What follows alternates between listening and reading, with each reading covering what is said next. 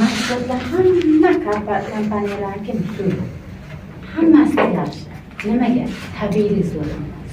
Hammasi tabiiylik. Lekin bitta narsa men bu korporatsiyalar ichida bu TNC korporatsiyasini nimasi afzalligini aytib o'tiraman. Ular bilan men chunki ulardan ham ichib ko'rgan. Natija ham oldim. Bugun oyoqlarim og'rib qolgan, bo'lgan uchun. Vaqtincha bo'lsa ham yaxshi bo'ldi. Lekin buni farqi 30 yil bo'ldi, hali hech qanaqa joyda nojo'ya ta'sir chiqmadi. Birinchi bo'lgan narsa bu mahsulotlar haqiqatan ham brend deganimiz boshqa hech qanaqa joyda bu narsani topolmaysiz haqiqatan. Shuning uchun ham brendligicha saqlanib qoldi. 30 yildan beri. Ikkinchidan haqiqatan ham qonuniyligiga tan beramiz. Mana hozir aytib o'tdilar mana sertifikatlar. O'zbekistonga ham qonuniy kirib keldi. Ya'ni Sog'liqni saqlash ministrligi tomonidan prezidentning qarori bilan bu narsa qonuniy kirib keldi. Ikkilanishga hech qanday hojat yo'q.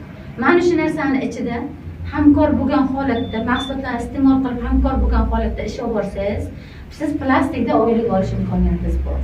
Bu bilan birgalikda erta pensiyangiz ham chiqishi mumkin shu narsadan. Davlat pensiyasi chiqarsa, ish staji bilan shu narsa ham paydo bo'ladi. Uchinchi narsasi bitta, endi bu tarmoqli marketing, siz aytgan o'sha boya firmalar boshqalar deyapsiz-ku. Ularda ham pul topish imkoniyati bor. Buni bilasiz yaxshi, to'g'rimi? Mana bu marketing, ya'ni bu gibrid nimada nima bo'lgan. Va bu tarmoqli marketing boshqasidan farq qilishi o'qitish tizimi eng yaxshi joyda qo'yish. O'qitish tizimi bor joyda, o'qitish tizimi bor joyda. Mana bu narsalar ikkilanib qolib ketilmaydi. Keyin yana bitta narsani bilib qoldim men. Yaqindagina menga taklif qildi bir ikkitasi. Taklif qilganda aytdi, menga dedi, shu mahsulotlaringizni dedi, eng zo'r brendidan 3 ta yo 2 ta bor. Hay, men juda zo'r bo'lsa 4 ta bor dedi. O'sha 4 tasini bering, qolgani kerak emas, qolgani menga o'tkazmang, iltimos dedi. Men aqlim yetmay qoldi, fahmim yetmay qoldi. Nima bunday deyapti? Mahsulotlarimiz bu yerda 13 ta kirib kelgan bo'lsa O'zbekistonga, birontasi kerak emas deb bilasizmi? Aytingizlar qani? Kim aytoladi, qaysi kerak emas? Hammasi kerak. Lekin boshqa nimada shu narsani menga o'zlari aytdi. Bu dedi, unaqa emas dedi. Siz uni maqtamang dedi. Mana shu mahsulotlarni 13 tasi bo'lsa 13 ta ham oltin medalga tengligini isbot qilganmiz. Hattoki o'zimni tanamda isbot qilganman, onamda isbot qilganman, oilamda isbot qilganman, farzandlarim, nevaralar hammasi isbot qilganman.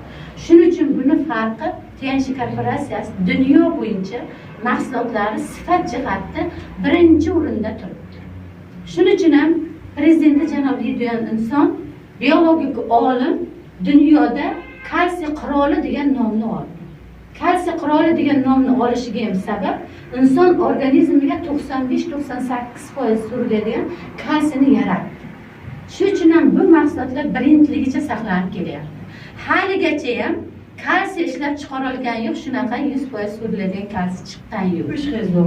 95-98% suriladigan kalsiydan qoldi. Chunki bunday kalsiy ishlangan yo'q. 21-asr vabo kasalligi, bu suyak kemirilishi, osteoporoz kasalligi, mana shu kasallikni yengish uchun ham inson organizmiga 100% suriladigan kalsiy ishlab chiqarilmasa, ikkitadan bitta odam yura olmay qolishi ko'rsatilgan bo'lgan. Shu sababli ham bu inson hozir dunyo bo'yicha birinchi o'rinda turibdi. Xuddi shunaqa kalsiyni yaratgani uchun. Mana oliy navdagi kalsiysi bor. Mana bu nomiga mana shu medalni olmish. Ikkinchi martaba. Qayta yana shu olimlar o'rtasida yana tashabbus, yana shuni oldi. Shuning uchun ham mahsulotlari brend hech qaysiga teng kelmagani mana shunisi bilan shuncha biz yerda turibmiz.